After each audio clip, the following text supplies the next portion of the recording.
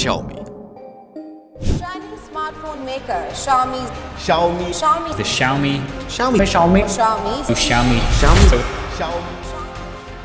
আজ থেকে মাত্র 3 বছর আগেও এই ব্র্যান্ডটি মোবাইল ফোনের জগতে ভারত, বাংলাদেশ সহ এশিয়া উপমহাদেশের মধ্যে 1 নম্বর মোবাইল ব্র্যান্ড ছিল।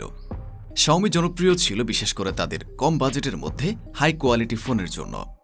এর মধ্যে Xiaomi Realme সিরিজের ফোনগুলো ছিল স্টুডেন্টদের কাছে সবথেকে বেশি জনপ্রিয়, কেননা একে তো এটি ছিল স্টুডেন্ট ফ্রেন্ডলি এবং তার উপর ভালো কনফিগারেশনের জন্য হালামলের জনপ্রিয় গেমগুলো যেমন পাবজি কিংবা ফ্রি ফায়ার এটাতে খুব স্বাচ্ছন্দ্যে রান করা যেত, যে কারণে স্টুডেন্টদের কাছে Xiaomiর ওই ফোনগুলো ছিল প্রথম পছন্দ।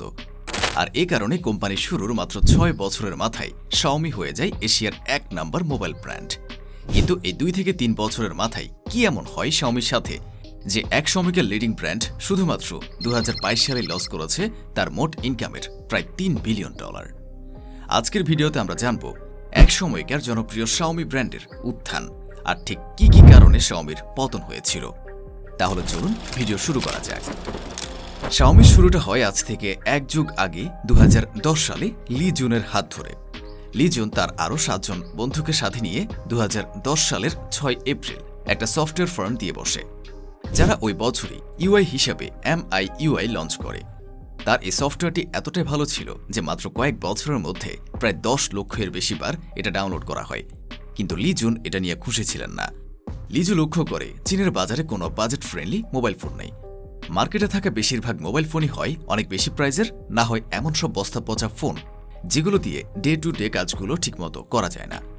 এরপর লিজু সিদ্ধান্ত নেয় সফটওয়্যার না বানিয়ে তারা সরাসরি এমন একটা বাজেট ফ্রেন্ডলি মোবাইল সেট বানাবে যেটার প্রাইস বাজেটের মধ্যে হলেও কনফিগারেশন অনেক হাই থাকবে। সোজা কথায় দামে কম মানে ভালো টাইপের একটা ফোন। আর এ কারণে তারা একটা নতুন স্ট্র্যাটেজি হাতে নেয়। এই স্ট্র্যাটেজি অনুযায়ী তারা তাদের বানানো ফোনগুলো 5% থেকে কম প্রফিটে সেল করবে, আর বিভিন্ন অ্যাড দেখানো সার্ভিসেস চার্জ, পেইড অ্যাপ ও ইকোসিস্টেম তৈরির মাধ্যমে তারা তাদের কম্পিটিটর থেকে 10 গুণ বেশি প্রফিট তুলে নেবে। এতে করে কোম্পানি যেমন প্রফিটে থাকবে তেমনি অল্প বাজেটে ফোন দেওয়ায় তারা ইজিলি মার্কেটও ক্যাপচার করতে পারবে। যেই ভাবা সেই কাজ, লিজুয়ের Xiaomi লেগে পড়ে তাদের প্রথম মোবাইল ফোন তৈরির জন্য এবং মাত্র 1 বছরের মাথায় 2011 সালে Xiaomi Mi 1 নামে তাদের প্রথম ফোন বাজারে আনে। বাজারে আনার মাত্র 1 বছরের মাথায় Xiaomi এই সিরিজের টোটাল 14 লাখেরও বেশি ফোন সেল করে ফেলে।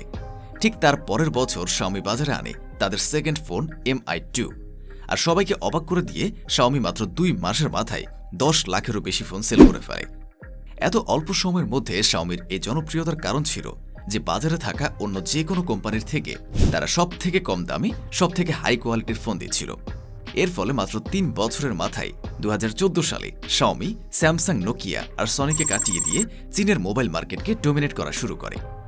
একই বছরে Xiaomiর প্রতিষ্ঠাতা লিজুয়ের সাথে পরিচয় ঘটে মানুজিন নামের এক ভারতীয় ব্যবসায়ীর। লিজু জানতে পারে যে ভারতীয় মার্কেটের অবস্থা প্রায় একই। বাজেট ফ্রেন্ডলি ফোনের হাই ডিমান্ড থাকলেও কোনো ব্র্যান্ডই এমন ফোন বানায় না, ফলে বাজেট ফ্রেন্ডলি মোবাইল গোটা মার্কেটই অধরা। তাই লিজু ভারতেও তাদের Xiaomi ব্র্যান্ড লঞ্চ করার সিদ্ধান্ত নেয়, আর 2014 সালেই ভারতের Xiaomi ব্র্যান্ড লঞ্চ করে ফেলে। তবে ফোনের প্রাইস কম রাখার জন্য ভারতীয় Xiaomi অন্যরকম একটা টেকনিক ইউজ করে।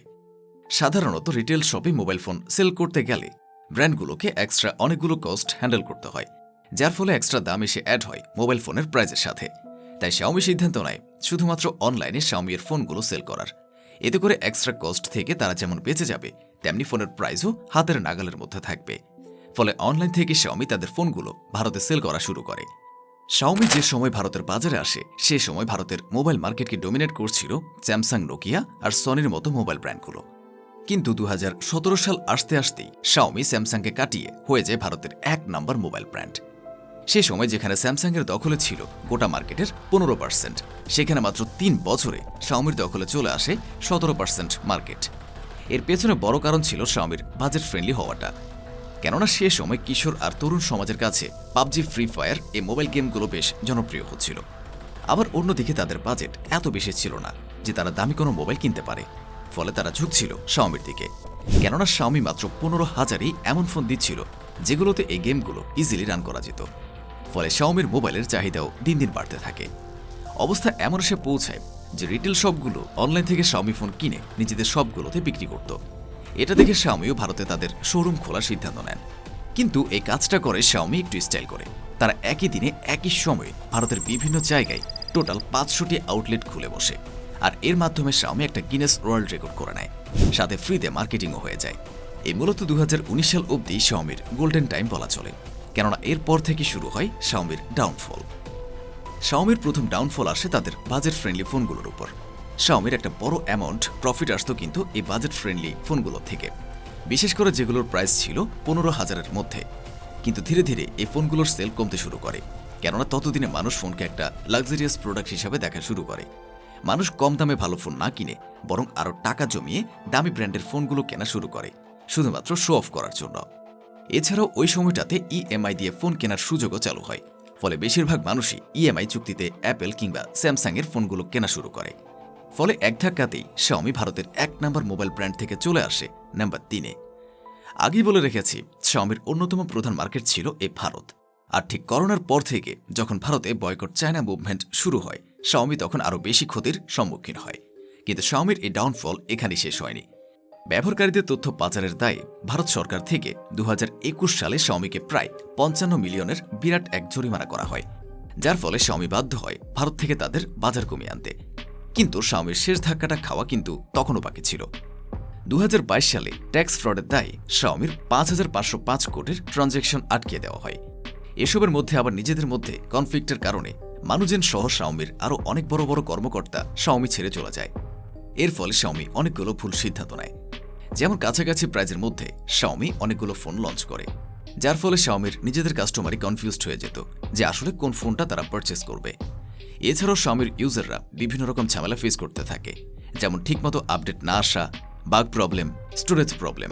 এসবের ফলে একবার শাওমির ফোন কিনলেও পরবর্তীতে বেশিরভাগ মানুষই পুনরায় শাওমি কেনার আর ভরসা করতে পারে না, বরং আরেকটু টাকা যোগ করে তারা দামি ব্র্যান্ডের ফোনগুলোর দিকে বেশি ঝুঁকতে থাকে। শাওমি যে দামি প্রিমিয়াম কোয়ালিটির ফোন বানায় না এমনটা নয়, কিন্তু তারা নিজেদের বাজেট ফ্রেন্ডলি ইমেজটা এমনভাবে তৈরি করেছে, এখন সেই ইমেজই তাদের ডাউনফলের অন্যতম কারণ হয়ে দাঁড়িয়েছে। তবে তাদের এই পরিস্থিতি কাটিয়ে উঠতে শাওমি আবারও একেবারে অন্য একটা পন্থা বেছে নিয়েছে। তারা কিছুদিন আগেই প্রথমবারের মতো বাজারে এনেছে বিদ্যুৎ চালিত গাড়ি, আর এখানেও তারা একই স্ট্র্যাটেজি ইউজ করেছে। সম্পূর্ণ বিদ্যুৎ চালিত এই গাড়িগুলোর বাজার মূল্য শাওমি ধরেছে প্রায় $30,000, যা হাল আমলের টেসলার গাড়িগুলোর প্রাইস থেকে বেশ কম। তবে ইতোমধ্যে গাড়িটি লঞ্চ করার কয়েক ঘন্টার মধ্যেই 50,000-এরও বেশি অর্ডার পেয়েছে শাওমি। এখন দেখার বিষয় এটাই যে তাদের এই গাড়ি কি আসলেই তাদের খারাপ অবস্থা থেকে বের করে আনতে সক্ষম হবে, নাকি শাওমির বোঝা আরও ভারী করবে। সো আজকের ভিডিওটি এই অবধি। ভিডিও ভালো লাগলে লাইক দিন এবং কমেন্ট করুন, আর এরকম আরও ভিডিও দেখতে চাইলে চ্যানেলটিকে সাবস্ক্রাইব করে বেল বাটনটি প্রেস করে রাখুন।